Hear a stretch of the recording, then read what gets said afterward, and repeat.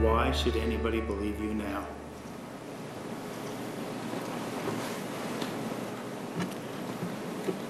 Like I said before, I lied a lot in the beginning. I understand that there will always be questions, but all I can do at this point is say what happened to the best of my recollection. And if I'm convicted, then that's because of my own bad choices. Bad choices? Like the choice to bring a gun to your lover's house because you knew he was going on vacation with another woman? Anyway, that's just me. Panel is back with us now. Dr. Sharp, here's her defense attorney asking her about her shame over the murder of her lover. What are you ashamed of as it relates to June 4th, 2008? I'm ashamed that I did what I did. I'm ashamed that I'm the person that did that. I was ashamed beyond that. I was ashamed of some of the things that Travis and I did. Ashamed. If you allow me to make a big psychiatric point, she says that the shame is the consequence of the killing. I say the shame is the cause of the killing.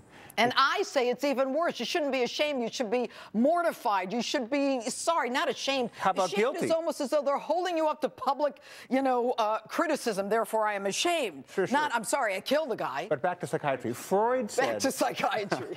Freud said, going all the way back to Freud, that the loss of love generates shame for a moment. That if she lost Travis and couldn't have him, she felt shame. And I say she couldn't tolerate that, so she summoned up a murderous rage. And it was triggered when she went there. What did you think of the way she reacted? Just now, if you looked, you saw contempt. And if you put that contempt into context, exactly what you're saying, self-contempt in what she did. So, right, I agree. All right, Jeff. Now, how could someone who admitted that she committed murder against the murder of someone she says she loved talk about this in such cold and calculating demeanor? You know, there's been many Jodis on the stand. That sometimes, you know, she's lawyer Jodi, sometimes she's meek and mild victim Jodi, sometimes she's just librarian Jodi. The reality is that what you just said for a juror or somebody listening is exactly right. You want to hear them say, I am so sorry I had to kill Travis. If only I could take that back. You know, how can she just simply say, yeah, I'm ashamed? It's crazy. And I think the jury gets that. Is she crazy, doctor? She's morally crazy. She is detached from her feelings to a fault such that she can do this. She can then go drive and go start making out with some convention guy that she met. She is Speaking of making separate. out, Arias' boyfriend says she kissed him just hours after she killed Travis. Here's her being asked about that one. How could you kiss another man when you knew what you just did to Travis? Again, my state of mind wasn't right at that time. This was just hours afterward. Your mind wasn't right. What say you?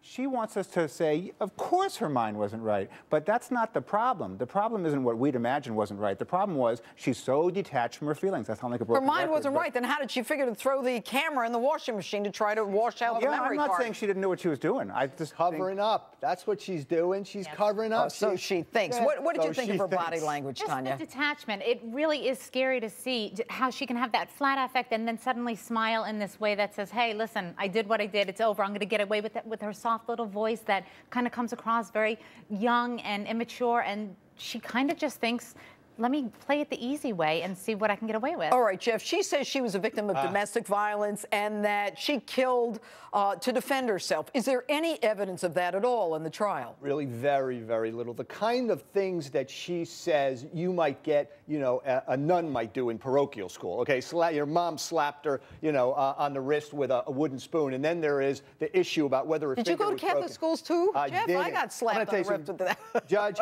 it is an offense to every victim of domestic violence that she's claiming this. And I think that by her doing it, she may hurt legitimate victims of domestic violence who need that battered woman syndrome in court. But what about, doctor, and I'll ask you this, Tonya, as well. They have in this courtroom what they call a jumbotron. Well, big screen. A big screen, all right, of nude photos of her and pornographic stuff. Yep.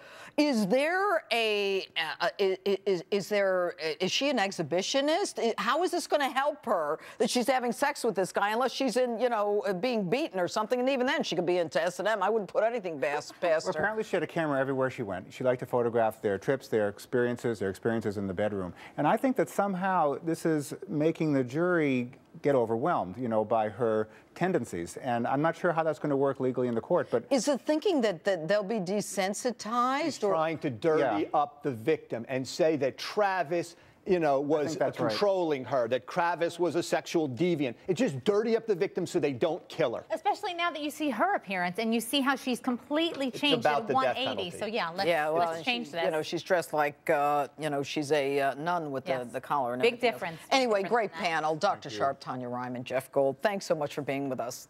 And coming up, you won't believe our creep of the week and what she did with her kids when she